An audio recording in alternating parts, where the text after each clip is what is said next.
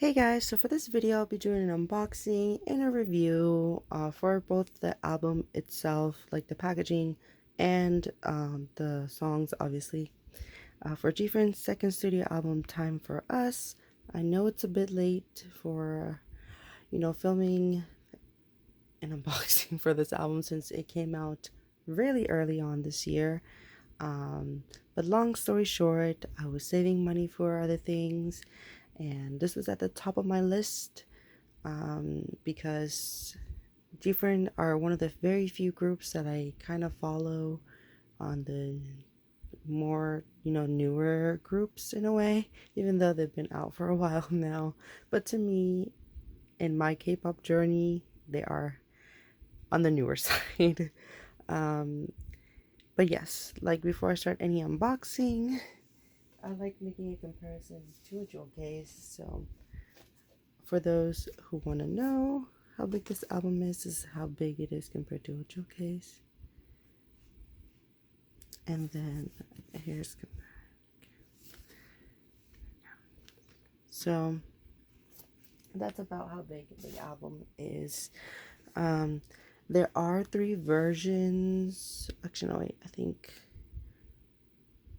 no, wait, there's 4 versions. There are 3 regular versions and then this limited edition. I prefer this cover. I think it just looks really elegant, and it's just, I love how Source Music puts out different logos for each era. I'm not planning on getting the other 3 just because of money and space reasons. And that's kind of like my decision on that. But I'm really excited to have this version because I've just preferred it. So here's the front, as you can see. Here's the detail and the spine.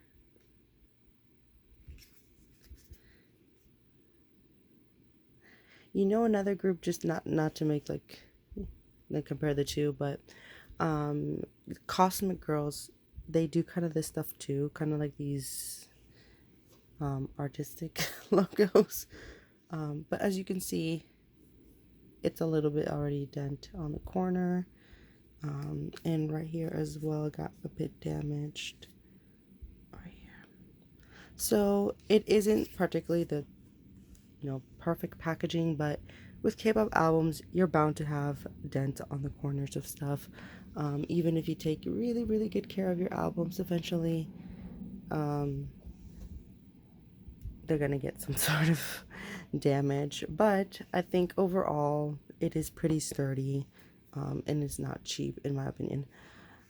Also, it has a magnet, and for box packaging this is pretty sturdy with the amount of items that it has. Because look, I'm not even holding it up on the bottom part, and that magnet is holding on to everything. So you do get a bunch of content with this. Here's the track list again. Okay, let's focus. The disc. Let's see, why won't it focus? Let's see. Okay. And the track list is on the back as well. You get a total of 12 songs. Plus an instrumental, so 13 tracks in total.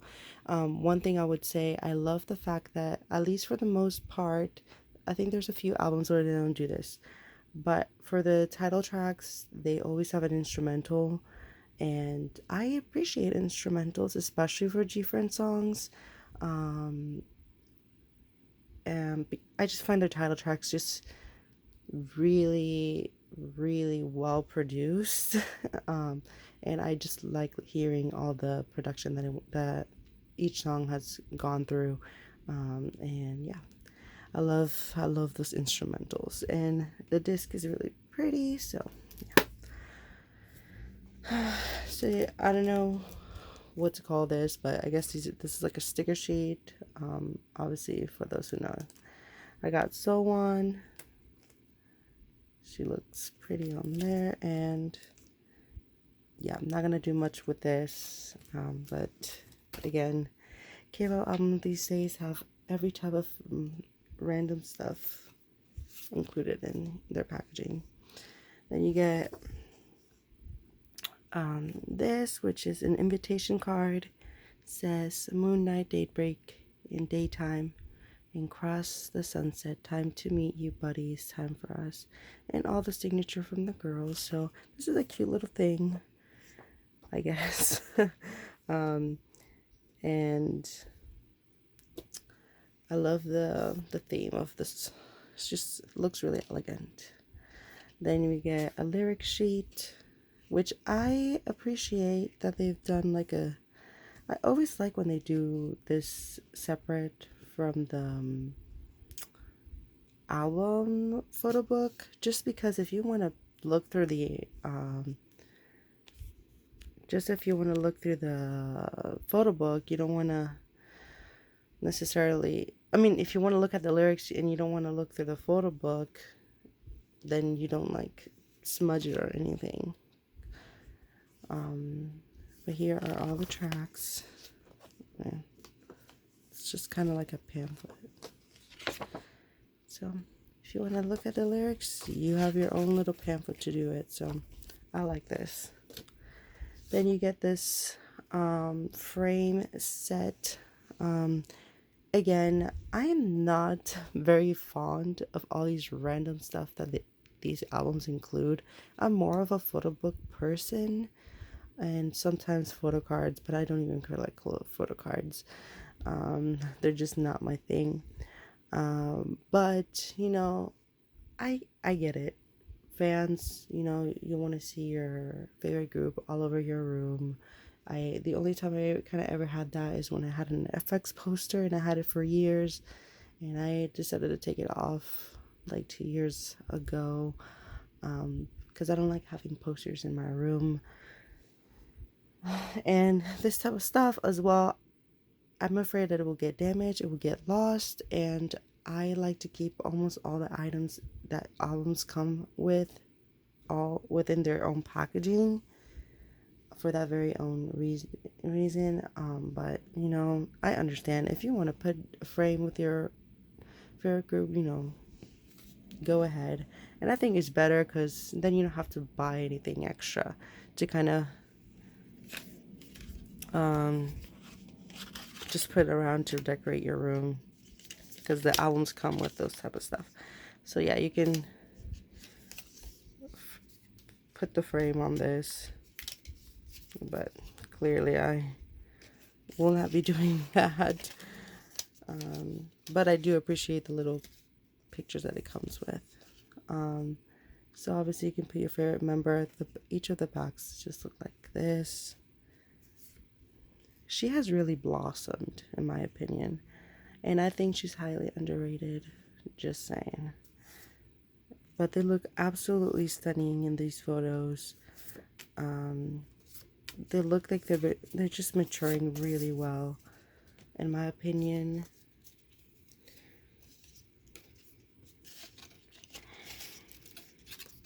So on to the photo book.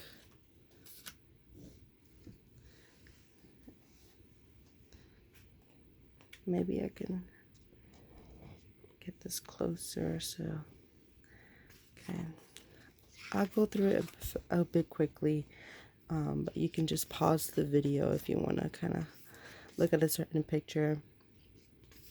I love this concept for them. I know the photo books are different, and it's been a long time because since I watched what they look like, but I just prefer this photo book as well. I think they just look great. It's just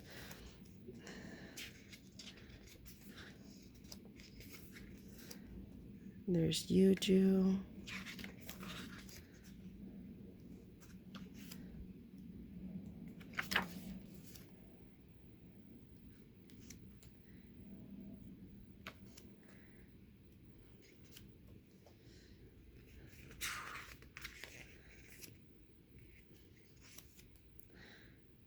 And this really fit the winter theme Since this album was released in the winter, I just found it like really, really, really pleasant to listen to. I did listen to it a lot during the beginning of the year.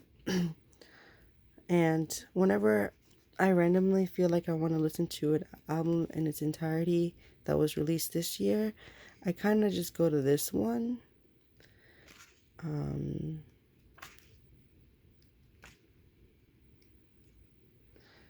uh,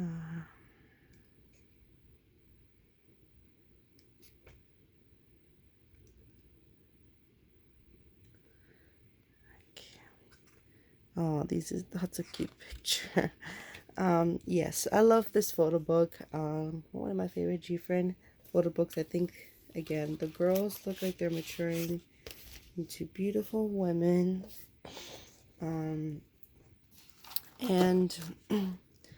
yes, now on to kind of like the music part.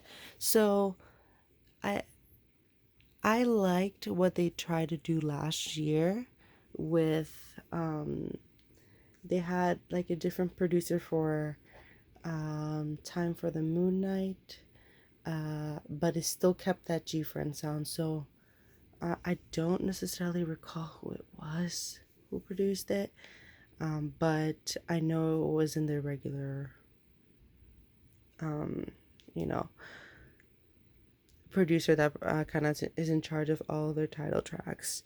And I love the theme. I don't know if this was done on purpose or if it was just like they just had the title track Sunrise and then they had Moon Night uh, before. I don't know if that was all planned. I think it was, in terms at least for this album production or release. So I like how that just kind of correlated with that. Um, and then they had their little summer special album that was just a whole different thing. Um, so again, this is their second studio album. I thought they were gonna do a repackage for it, but I guess um, obviously it didn't happen. And they had a mini album that was recently released. Well, not released in the summer, so it kind of goes back to the rough and uh, and Navilera days where they had a mini and a studio album. So obviously I didn't necessarily mind that they had a mini album instead because, obviously more songs. I think this was a better release overall, um, comparing to that one. So again, this I feel like this was a more mature version of LOL, and this one is more I think more winter theme. LOL is more summer, so I like that contrast between their studio albums. I I don't. I'll have to listen to both of them to pick my favorite. Um, I do think this one sounds a little bit more mature, and the songs flow a little bit. I think this album as a whole is much more cohesive than the first one, so definitely a plus. Like some of the songs in LOL, I love that album, but there are some songs that kind of throw you off, like listening to the whole thing.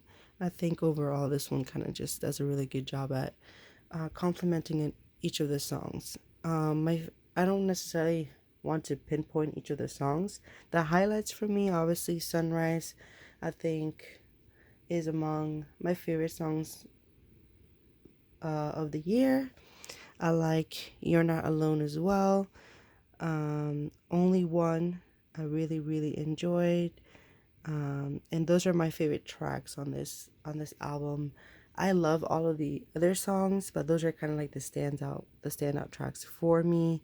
Especially Only One, being not like a title song. I really, really like that song.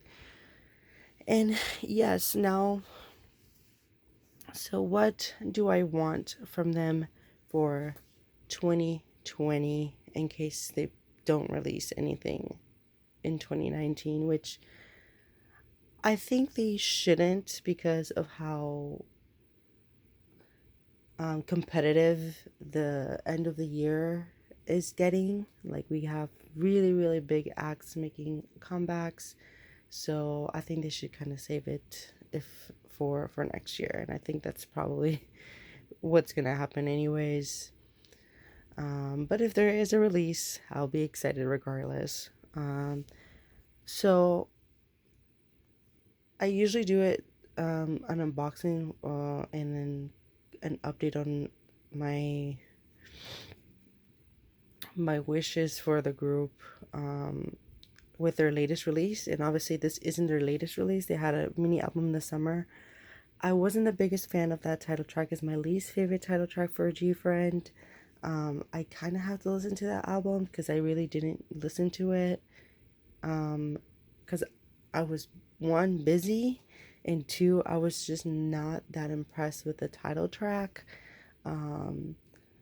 that I didn't particularly listen to the album as a whole. I kind of have to go back to it, see if maybe I like it more now.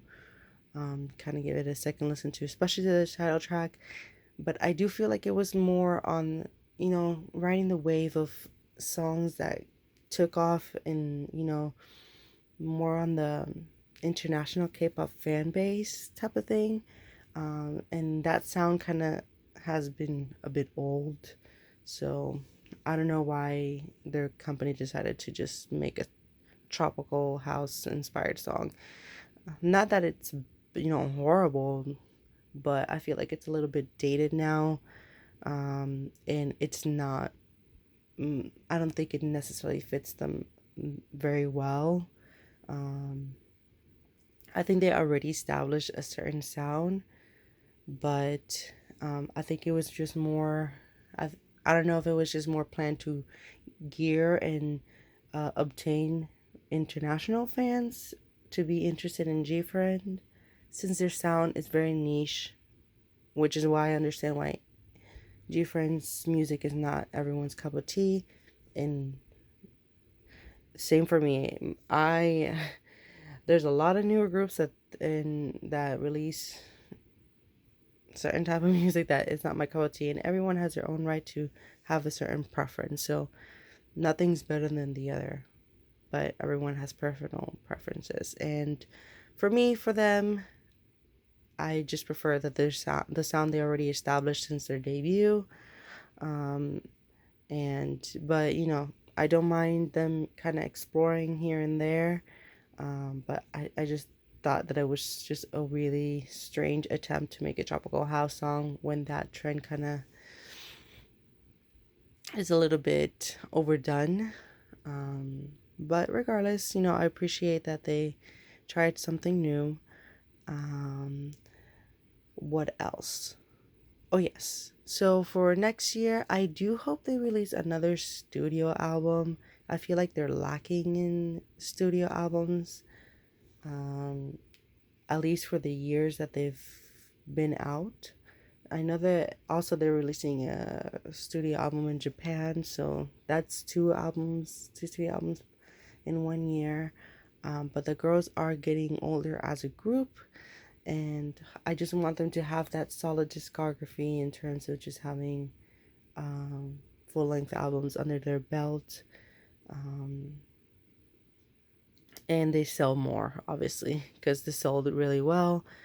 As for their charting in Korea, I feel like, from what I noticed, and I'm not necessarily like an expert or anything, but I've been listening to K-pop for a long time now, and it does seem that even though all these groups are selling a lot of albums, at least physically, they don't seem to necessarily have their songs chart on digital downloads, streaming services, um, and they're not particularly popular in Korea.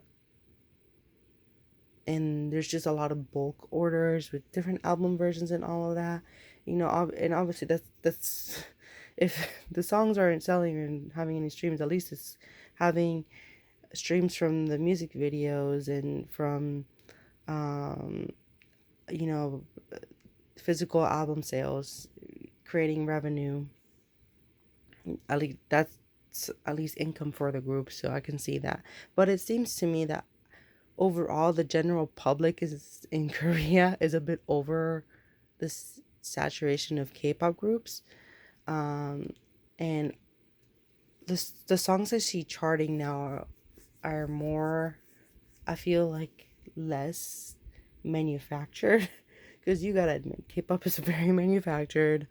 um but that, that's one of the things that one of its charm. Like, if you don't think K-pop is manufactured, like, I don't know what you're thinking. But the Sunrise song did not necessarily take off like I wish it did. But we'll see with whatever release that they have out, and hopefully, it does better, because I always obviously want them to have overall success, not just in physical sales, but I'm glad that they've been able to kind of keep up and sell more each year. Um, and yeah, I was very happy with this release, and I hope that they don't necessarily go back to that sound that they had during the summer.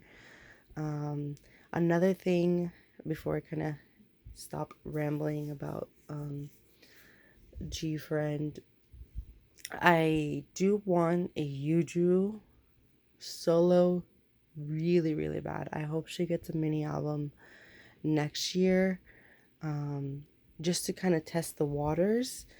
She had these solo collabs, so I think a solo song a long time ago. No, she had a solo song. But she does well with the collabs. I really want a mini album from her. I think she just has a spectacular voice. And same thing, after Yuju, Una should get a solo as well. Um, she's my second favorite in Gfriend. I think both of them have just such amazing voices, in my opinion. And I think that Yuju is my top vocalist for like the new generation. So I'll be updating you guys on future purchases and kind of on my channel on the next video. Bye.